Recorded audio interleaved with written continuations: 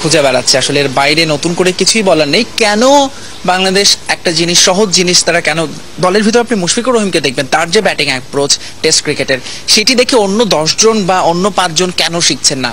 কেন সৌম্য সরকার একটা বাজে শট খেলে আউট হচ্ছেন? কেন সাকিব আল হাসান দলের সিচুয়েশন না বুঝে ব্যাট করবেন তার মতো একজন সিনিয়র ক্রিকেটার? এই প্রশ্নগুলোর উত্তর আসলে নেই কারো কাছে। মুশফিকুর রহিমকে আজকে আমরা প্রশ্ন করেছিলাম, তিনিও বলেছেন যে দল আসলে মেন্টালি বোধহয় একটু অমনোযোগী বা ডিসিপ্লিন নয়, তিনি এই শব্দটিও ব্যবহার করেছেন যে তারা আরো বেশি ডিসিপ্লিন হওয়া দরকার এবং প্র্যাকটিসে যেটা করছেন সেটা মাঠে তারা ইমপ্লিমেন্টেশন করতেছেন এবং সেটা আগামী ম্যাচেই রাকিব। তিতুমির, আপনাকে অনেক ধন্যবাদ আমাদের সঙ্গে যোগ দেওয়ার জন্য। গল থেকে জানাচ্ছিলেন ফয়সাল তিতুমির।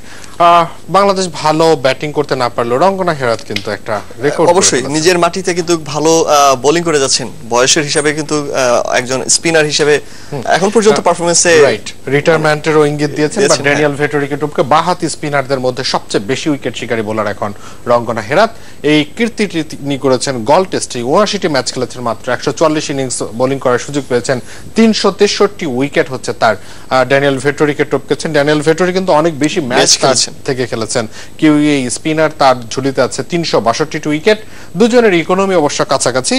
আরেকজন আছেন ডেরেক আন্ডারউড, তিনি 86 ম্যাচে করেছিলেন, নিয়েছিলেন 297 উইকেট।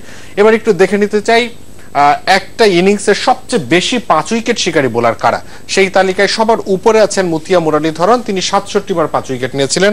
এরপর আছেন শেন ওয়ার্ন, তিনি নিয়েছিলেন 37 বার, দুইজনই স্পিনার। এবং রিচার্ড হ্যাডলি, তিনি নিয়েছিলেন 36 বার 5 উইকেট।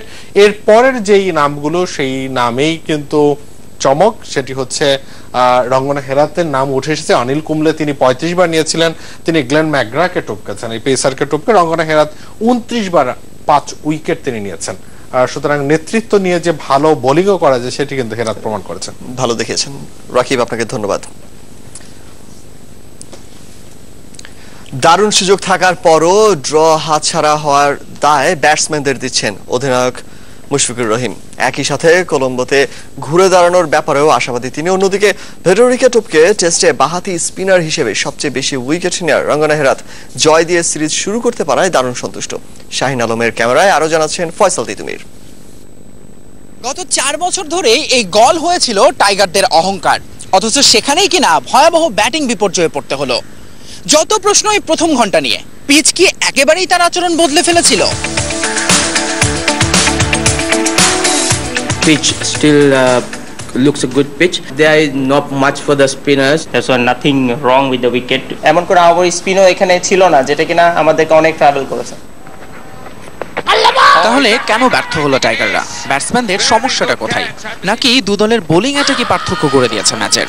আমাদের কিন্তু বোলিং কিন্তু এই টেস্ট ম্যাচে আমাদেরকে হারায় না, আমাদের কিন্তু ব্যাটিং এই টেস্ট ম্যাচে আমরা হারিয়েছি, কারণ মানে হেরেছি ব্যাটিং এর কারণে। They need bit of a patiently go with. মানসিক অবস্থাটা যদি ঠিক না থাকে বা আপনার মনোযোগটা যদি না থাকে, আপনার অ্যাপ্লিকেশনটা যদি না থাকে, তো সেইটাই বলবো আমরা এই দিক থেকে অনেক পিছিয়ে ছিলাম। ড্রয়ের সুবর্ণ সুযোগ হারানোর আফসোস সঙ্গী করেই কলম্বোতে এখন ঘুরে দাঁড়ানোর পরিকল্পনা বাংলাদেশের। অনেক বড় একটা ব্যর্থতা বলবো আমি, কারণ খুবই ভালো একটা সুযোগ ছিল এরকম শ্রীলঙ্কা এরকম একটা টিমের। অবশ্যই তারা ভালো টিম, তাদের সাথে ভালো কিছু করার, বাট সুযোগটা হাতছাড়া হয়ে গেছে। বাট ইনশাআল্লাহ চেষ্টা করবো যে অপরচুনিটি আরো একটা আছে আমাদের টেস্ট ম্যাচ। অন্যদিকে ব্যক্তিগত ও দলগত অর্জনে ভারী প্রতিপক্ষ অধিনায়কের পাল্লা। ভেটরিকে টপকে টেস্টে সর্বকালের সেরা বাঁহাতি স্পিনার এখন Herat. It is a good achievement. So as a left-hand spinner, I don't know how long I can carry this form, but I need to, as I said, I haven't decided anything. I wish if I can go to 400. গল থেকে এখন কলম্বোর পথে বাংলাদেশ দল। শততম টেস্টে মাঠে নামার আগে হাতে সময় খুব কম, কিন্তু কাজ এখন অনেক বেশি।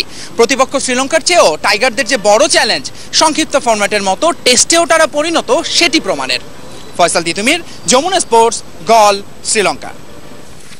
এদিকে গল টেস্টে বাংলাদেশের ব্যাটিং ব্যর্থতায় দ্বিতীয় টেস্টের দলে পরিবর্তন এনেছে বিসিবি। দলের সঙ্গে যোগ দিতে এরই মধ্যে কলম্বো পৌঁছে গেছেন ব্যাটসম্যান ইমরুল কায়েস। তার পরিবর্তে স্কোয়াড থেকে দেশে ফেরত পাঠানো হবে একজন পেসারকে। সেই সঙ্গে 2-1 দিনের মধ্যেই ঘোষণা করা হবে ওয়ানডে সিরিজের দল, জানিয়েছেন প্রধান নির্বাচক মিনহাজুল আবেদিন। পাই। শ্রীলঙ্কার বিপক্ষে গল টেস্টে 2 ইনিংসে ব্যাটিং ব্যর্থতার মুখে পড়েছে বাংলাদেশ। বিশেষ করে টপ অর্ডারের সাকিব, তামিম, রিয়াদদের ব্যাটিং হতাশ করেছে টাইগার সমর্থকদের। তাই তো দ্বিতীয় টেস্টের দলে আসছে একটি পরিবর্তন। একজন বোলারের পরিবর্তে দলে ফিরছেন ইমরুল কায়েস। ইনজুরি কাটিয়ে বিসিএলে সেঞ্চুরি করে আবারও জাতীয় দলে ফিরছেন ইমরুল। ইমরুল তো অলরেডি আজকে চলে যাচ্ছে, রওনা দিয়ে দিয়েছে এবং টিমের সাথে জয়েন করবে এবং সেকেন্ড টেস্টে ওখানে যদি সবকিছু ঠিকঠাক থাকে অবশ্যই খেলার সম্ভাবনা। সবকিছু ঠিক থাকলে দ্বিতীয় টেস্ট শুরুর আগেই ওয়ানডে দল ঘোষণা করবে নির্বাচকরা। 18 মার্চ শ্রীলঙ্কার উদ্দেশ্যে দেশ ছাড়বে ওয়ানডে দলের বাড়তি ক্রিকেটাররা, আর তাই দ্রুতই ঘোষণা করা হবে দল, বলছেন প্রধান নির্বাচক। কালকে পরশুর মধ্যে আমরা ওয়ানডে টিমটা দিয়ে দিব, কারণ 18 তারিখে ওরা টিম জয়েন করবে ওয়ানডে প্লেয়াররা যারা যাবে। তো সেই হিসাবে আমরা 2 দিনের মধ্যে টিম দিয়ে দিব। তো অলমোস্ট রেডি করাই আছে, একটা দুটো প্লেয়ারকে করে দেয়। এদিকে আজ থেকে অনুশীলন শুরু করেছে এমার্জিং কাপের বাংলাদেশ দল। 21 সদস্যের প্রাথমিক দল ঘোষণা করা হলেও প্রথম দিন অনুশীলন করেছেন 17 ক্রিকেটার। তবে এখনো চূড়ান্ত হয়নি অনূর্ধ্ব 23-এর কোটার বাইরে কোন 4 ক্রিকেটার খেলবেন এই দলে। নির্বাচকরা বলছেন শ্রীলঙ্কার ওয়ানডে সিরিজের দল ঘোষণার পরপরই ঘোষণা করা হবে জাতীয় দলের হয়ে প্রতিনিধিত্ব করা সেই 4 ক্রিকেটারের নাম।